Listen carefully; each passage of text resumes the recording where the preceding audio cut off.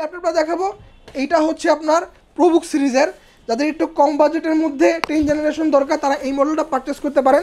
এটা হচ্ছে HP ProBook 440 G7 Core i5-এর 10 generation, 16 GB RAM থাকবে, 512 GB SSD থাকবে, 8 GB গ্রাফিক্স থাকবে, 180 ডিগ্রি পর্যন্ত বেন্ড করতে পারতেছেন। কিবোর্ড আপনি হচ্ছে ব্যাককিট পাচ্ছেন, ফিঙ্গারপ্রিন্ট সেন্সর অ্যাভেলেবেল থাকতেছে এবং একটা ক্লিকলেস ট্র্যাকপ্যাড পাচ্ছেন। এইচপির যে এই লুকটা কিন্তু আপনার হচ্ছে এইচপির 12 জেনারেশন 13 জেনারেশন হচ্ছে সেম এই লুকটা দিয়েই আসে। আমি একটু দেখাই দিচ্ছি 12 generation same to same look. দেখেন ভাই, এটা 12 জেনারেশন, এটাও কিন্তু 10 জেনারেশন, দেখেন সেম টু সেম লুক।